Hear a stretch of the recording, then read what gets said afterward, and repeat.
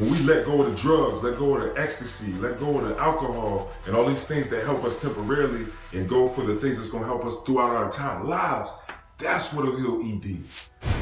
All right, man, y'all know who it is, man. It's Black Superman with the deep voice coming at y'all with a very important video. Erectile dysfunction, most effective tips. I cannot be held back now. What don't kill you, empower you. Just don't let it devour you. What's within is so powerful. Let the power empower you. I said, what don't kill you, empower you. Just don't let it devour you. What's within is so powerful. Let the power empower you. What up, man? Y'all know who it is, man. Black Superman coming at y'all, man. And this is very important, man. I know it's a lot of men that deal with erectile dysfunction. Before I go into this, y'all see the shirt, man. Check it out. Superhuman. You know, if you're interested in grabbing one of these, email me at superhumanathletic@gmail.com. Once again, superhumanathletic@gmail.com. And represent the movement, man. Y'all know it's Superhuman. Superhuman is behind all this good stuff I'm bringing y'all. Anyway, back to the point. I got some very effective tips for y'all, man. And I'm gonna get straight to the point with myself. I went through this too, y'all.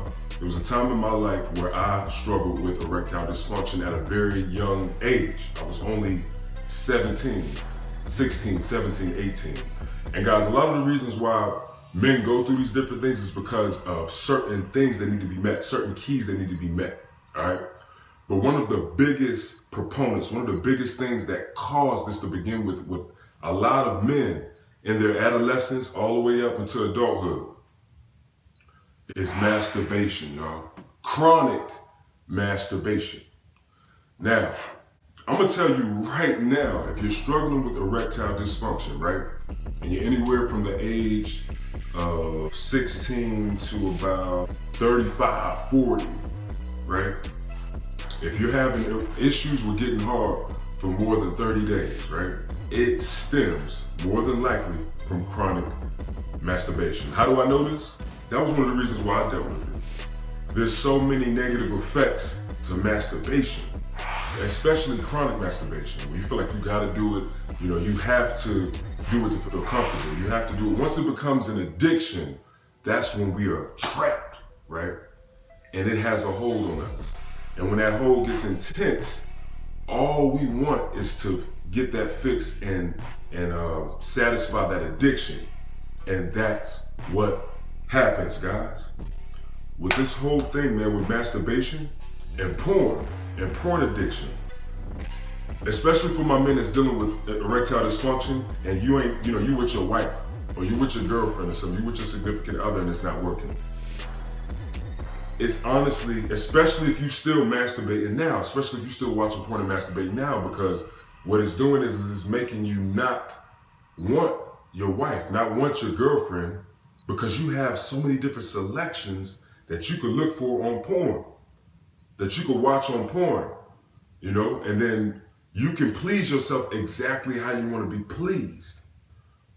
So a lot of the times this doesn't have nothing to do with low testosterone, even though this can decrease your testosterone, chronic masturbation.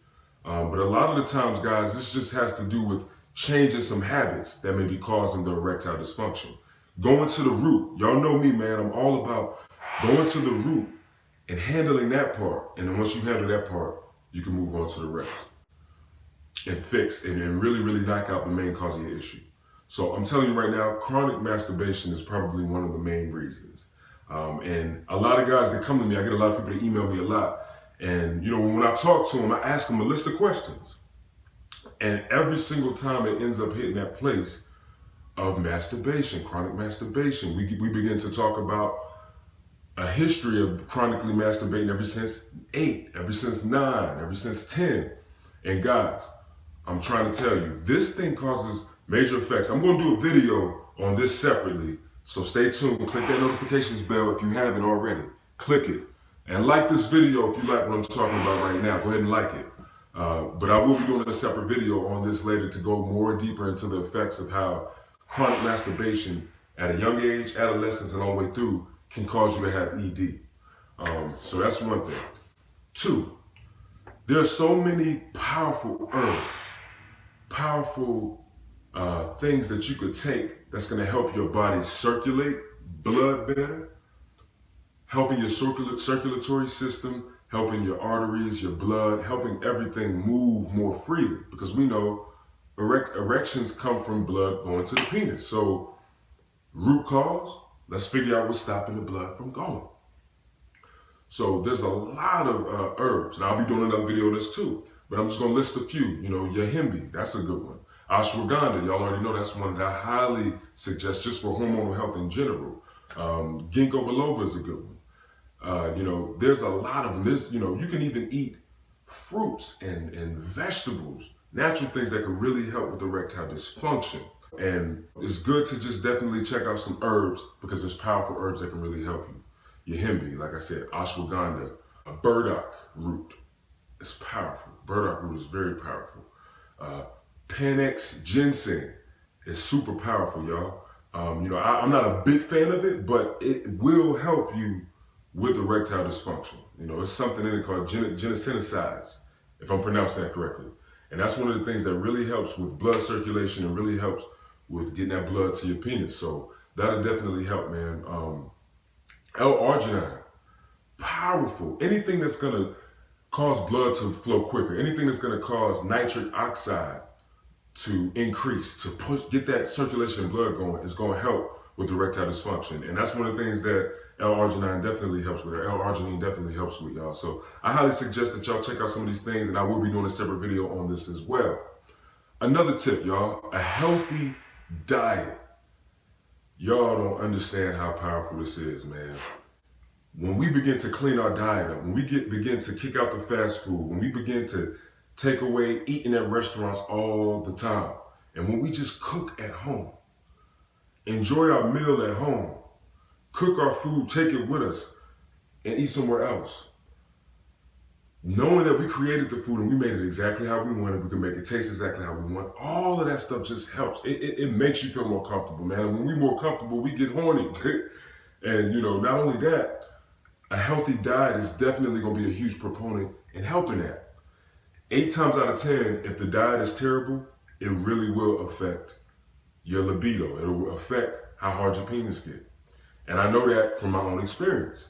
When I stopped eating fast food all the time, when I stopped eating all this other stuff all the time, I noticed a huge improvement with my libido. Like I said in this video, earlier in this video, y'all, I was dealing with this at a very young age. I was dealing with erectile dysfunction right in the beginning of my exploration of sex. You know what I'm saying? And it was very stressful for me, man. It was real hard. You know, I didn't know what to think. I wanted to have sex, but it just wasn't happening.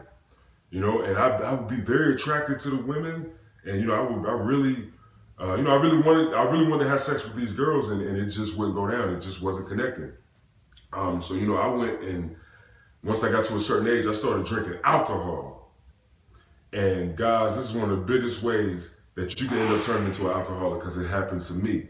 I started looking to alcohol as my source to help me with sex, as my source to help me alleviate anxiety and social anxiety, as my source to give me courage to go out, to have a good time, to chill with people and socialize. And yo, all that did was made it worse. So I'm here to tell you, you might drink some alcohol and you might get it in, your joint might work, but in the long run, it does not help. It makes it worse. Because then I started to notice that I couldn't even get hard without drinking alcohol. And all alcohol does is just ruins your hormonal system. It don't improve it. See, when we get healthy, y'all, that's when we become more superhuman. When we put healthy things in our body, that's when we become more superhuman. When we let go of the drugs, let go of the ecstasy, let go of the alcohol, and all these things that help us temporarily, and go for the things that's going to help us throughout our entire lives, that's what'll heal ED. So it all really boils down to us picking up a very healthy lifestyle, eating better foods, finding herbs and stuff that'll improve our body, figuring out what the root issues is in our body and healing those root issues with herbs. That's what's going to improve our penis and the level of hardness that we'll have, y'all. Because then our body is actually performing and moving in the way that it was created and intended to work. Our body was created, our penis was created to get hard. Our penis was created to get hard because that's how we bring forth life into this world. So we got to align with God. We got to align with the Creator that created everything, right? So that we can perform at our best potential and in the way that He intended us to perform when He created us. You know, and that's my belief. I believe in the Creator. So we got to look at plants. We got to look at food. We got to look at healthy things. Put that stuff in our body. The penis is going to work better. One more big tip, y'all, that I have to push out. You may want to seek therapy. And one reason why I say that, right? Therapy is so powerful. In the Black community, it's definitely viewed as a stigma. It's definitely viewed as, oh, if you need therapy, you crazy. No, therapy is just help. It's just assistance. You coming to me right now, I'm kind of like your therapist right now. Y'all coming to me. Y'all looking for help. That's all therapy is. It's just help. There may be some underlying reasons why you can't get hard. Anxiety can be a big factor. Sexual anxiety is a big deal. That was one of the reasons why I dealt with it. Why it was hard for me to really maintain an erection or get hard is because I was so anxious. You know, I dealt with a lot of feelings within myself, insecure feelings, not thinking that I was going to perform good enough, not thinking that my penis was big enough, and to find out I had it completely wrong. Because ever since I expressed that, my wife, women that I've been with in the past have let me know I don't struggle in that department. So, you know, it's a lot of things that we deal with internally that can affect us sexually. And some of the times, man, it just may be anxiety. It may be sexual anxiety. If you about to have sex and your heart start doing this,